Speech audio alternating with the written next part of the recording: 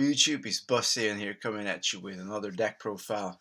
First of all, welcome to the new subscribers. Thank you very much for joining the Buzzsaiyan channel.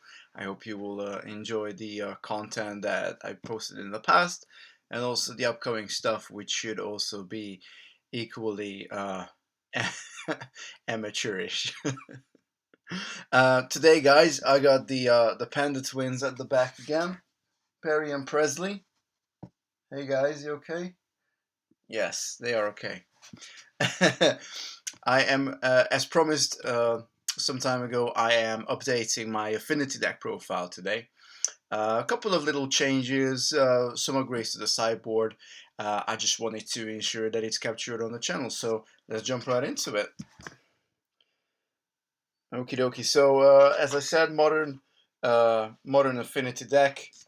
This profile is not gonna take ages because I've explained a lot about the cards previously, but I'm gonna go through them very quickly. Start with the mana base. We got 4 copies of Inkmoth Nexus. This obviously allows us to get a very early kill with if we turn it into an Inkmoth creature, be able to deal infect damage. Then we got 4 Blinkmoth Nexus, the brother of the little Linkmoths. I'm trying to upgrade into full foils, just looking at one more to get.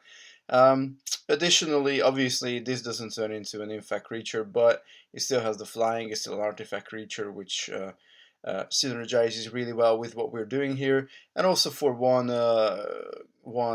generic mana, we can pump either itself as it's blocking, or another Inkmoth creature, give it +1/+1.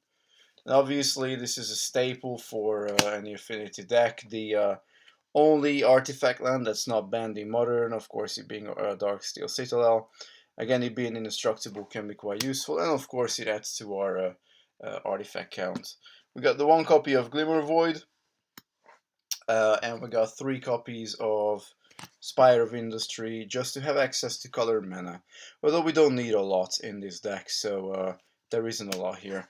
Now, I went with the 17th land to be a mountain. Obviously, this is debatable. You can do whatever you want to do, but we're running 3 Galvanic Blasts in the deck, so it's quite nice to have access to a mountain. But arguably, you could run an island as well if you're running a couple of Buster of Ethereums. Of course, if you get Blood Moons, that island will still be an island.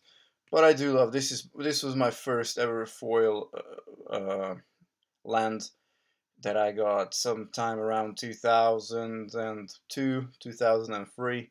So this has been around for a while. So this is it for the lands, running 17 lands. Again, as I said, you could run 16 as well, arguably. Depends how high your curve is. Now, of course, we have some additional artifacts that help us to ramp mana, and the infamous Mox Opal is, of course, here. 4 copies. You have to have the Mox Opal in the Affinity deck if you want to be competitive with it.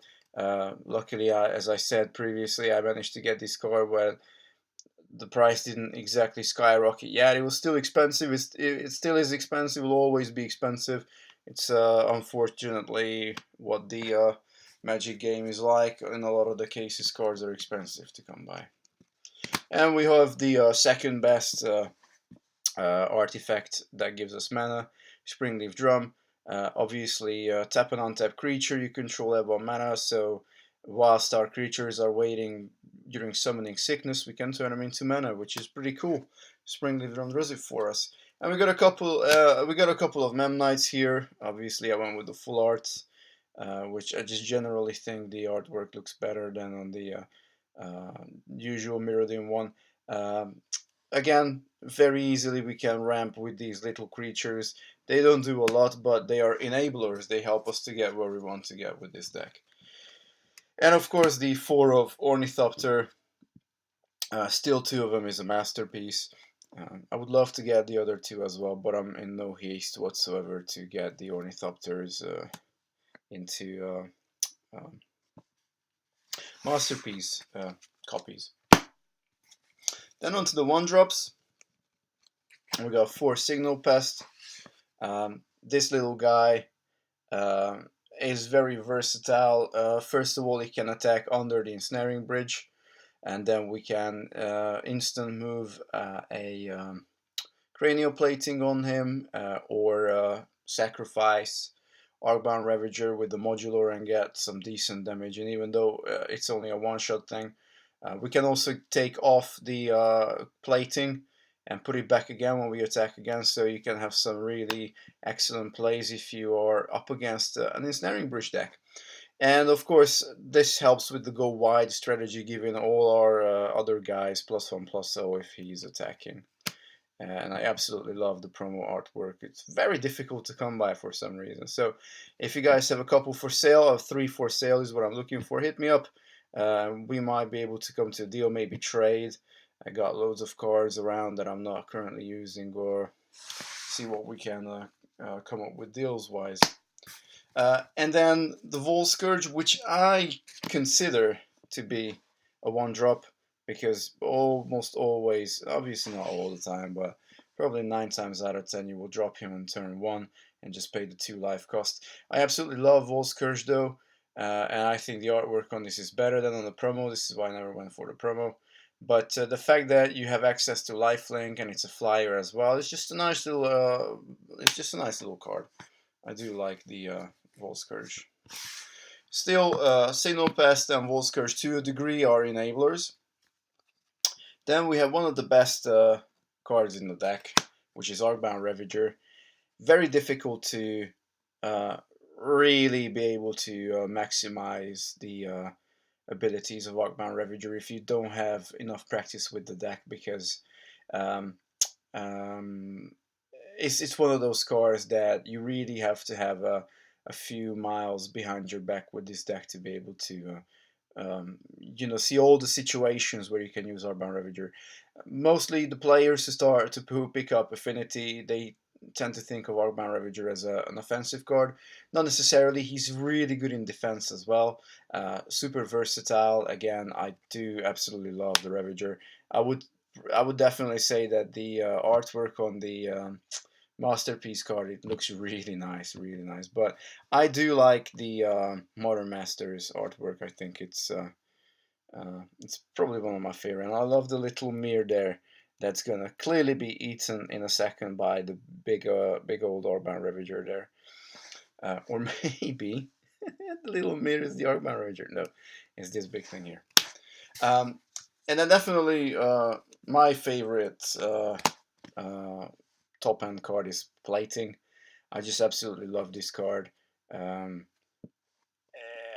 It's just so good. Obviously, this, by the way, a lot of people don't know this actually came out in a cycle. So every color basically got an artifact, which you could do something for a couple of mana requirements for each color. But by far, black's cranial plating is obviously broken. Comes down for 2, equips for 1, is very cheap. Obviously, the deck we play it in, it just becomes an absolute monster.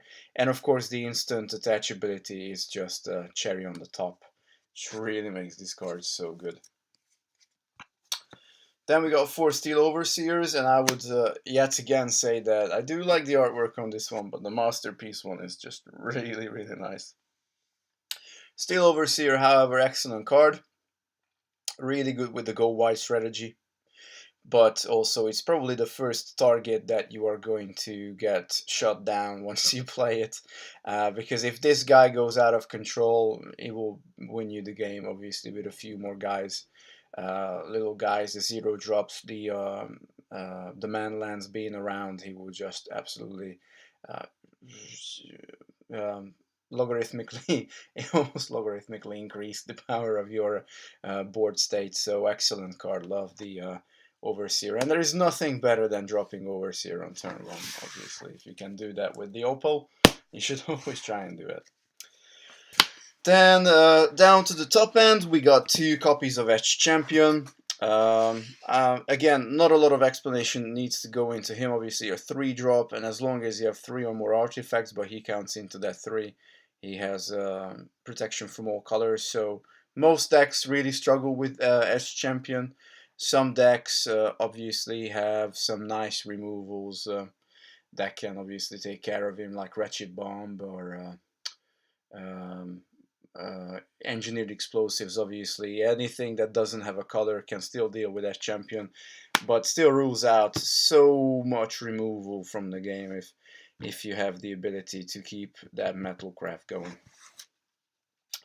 And then we got the one copy of Master of Ethereum, and the constant debate whether the big guy is the master or maybe the little baby there. I'd like to think this is like a Cran-like situation from Teenage Mutant Ninja Turtles, and actually the little guy is the master. But I'll leave that to everybody's imagination, of course. But he's definitely an OG card. Obviously, comes down power and toughness being equal to the number of artifacts you control. Again, he counts into that count. And other artifact creatures you control get +1/+1. So he's the theme effect in the deck. But for our deck, a 3-drop is quite costly, so we only run one. But then again, we do have some new arrivals here. I have 2 copies of Karn, Scion of Urza. Um, and I am so glad that this guy got printed. Artwork is great. I love the little touch of having, obviously, the Urza in the background. This obviously comes of the enchantment.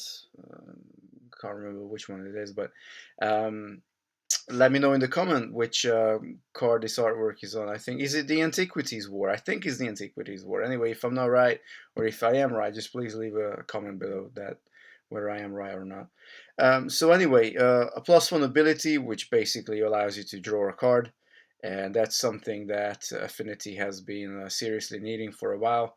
Um, Obviously, the other card gets exiled with a silver counter on it, but its -1 ability allows you to get those cards into your hand as well, which were exiled with a silver counter on them.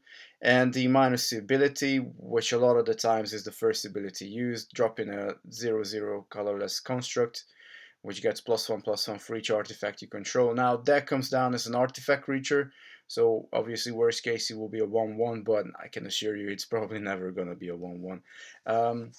I did cut one S champion and one Master of Ethereum for, or was it one Master of Ethereum and one Galvanic Blast, actually, yeah.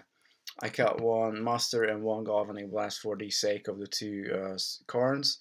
I think it's worth it, you know, if you decide to run the deck. I went to the community. I done some playtesting myself. As the question to myself and from the community whether it's worth to run 3 copies. Most people tend to think 2 is the sweet spot, and after a bit of playtesting, I would completely agree with that. You don't have to run him, obviously.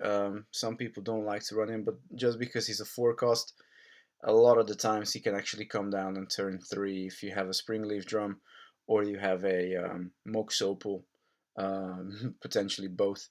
To drop Karn, actually, yes, you think of him as a turn 4 card. Really, he's probably a turn 3 card in an Affinity deck. And it's excellent for the top end as well.